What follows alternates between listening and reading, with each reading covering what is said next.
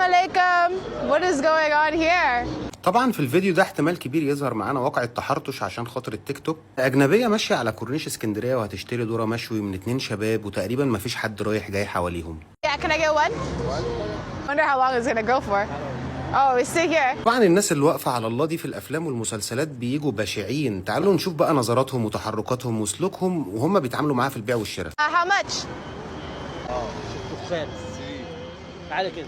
شكرا. طبعا الراجل اللي واقف بيشوي معرفش يرد عليها، لكن التاني على طول بيشاور مفيش في دماغه اي حاجه. يعني الناس دي والله نازله تاكل عيش. Very nice. Thank you. Thank you. احنا مش هنستعجل برضه ونحكم على الصوره بدري. هو خد منها ال50 جنيه وعزم عليها تقعد. هل هيحاسبها على القعده ولا هيغير كلامه في موضوع لما شاور ب3 يعني 30 جنيه ولا ايه اللي هيحصل؟ Okay. شكرا. Alright, we're trying the sweet corn. ما نطولش في القعده بقى يا كاتي ونشوف كده وانتي قايمه. يعني هيدوك الباقي ولا هيتعبوكي ولا ايه اللي هيحصل؟ Quite nice. Because it's so burned, it kind of tastes like popcorn. شكرا. Thank you. حصل يا جماعه وهي قايمه ماشيه لقيت ال20 جنيه الباقي مقابلاها من قبل ما تطلبها ومن قبل ما يتسولها منها. يعني سوري، هو اعف من كده واحسن من كده بكتير، والراجل نازل ياكل عيش فندعمه. So it was 30. I gave him a 15. He gave me 20 back. Really nice guy.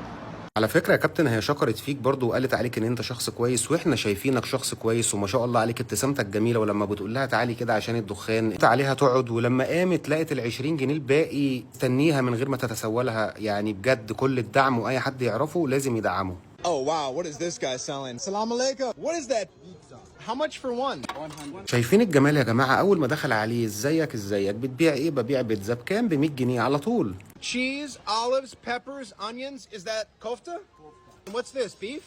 I'll take one please of your best. يا برنت يا اخويا خد بالك البيتزا عندنا هنا خيال، بس يا رب ما يديك كاتشب معاها. What's your name, brother? I am Tariq. منور الدنيا يا عم طارق. انت شكلك من شبين القناطر، هم بتوع البيتزا والحركات Flattened out. Man, he's got this thing stretched out from here to Texas, y'all. Is this your son? It's a family business? فاميلي بيزنس زي معمار المنصور كده، بيبنوا عماير جامده قوي في المعادي. Wait, is this guy your son too? ايوه يا باشا زي ابننا برضو عادي. يعني الراجل منور يا كابتن. Okay, no.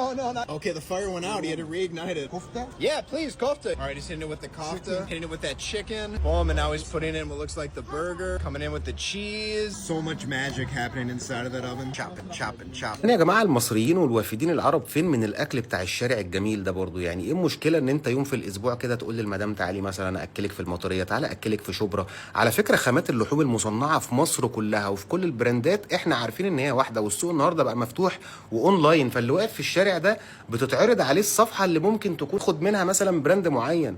يعني كله قادر النهارده يوصل لكل حاجه وكله قادر يقدم جوده. فين المصريين من الاكل ده؟ Yo, there's a tip, man. You guys are working hard. الضحكه الجميله. انا عارف ان انت مكسوف من الكاميرا، بس ممكن في لحظه زي دي كده تلاقي العالم كله بيتفرج عليك. فالابتسامه الجميله وانت وشك زي العسل. They gave us ketchup. We're not. دي اللي كنا خايفين منه. هو فعلا ما حدش بيحط كاتشب على البيتزا اصلا غير المصريين يا جماعه. فاي اجنبي يطلب بيتزا من اي حد بتاع بيتزا ما يدلوش كاتشب عشان بيتريقوا علينا. This actually looks and smells pretty good. The hamburger and the chicken and the kofta is literally built into the crust. Using that. How? في عين كل واحد جه مصر ولا صلاش على النبي. هم مهتمين بنشر سلبياتنا، احنا كمان هنهتم بنشر ايجابياتنا ونطلعها للسطح. الوشوش الجميله اللي بتظهر في فيديوهاتنا دي والله تستحق الدعم. ناس نازله تاكل عيش. فلو عجبك النوع ده من الفيديوهات اعمل فولو واستناني في فيديو جديد. سلام.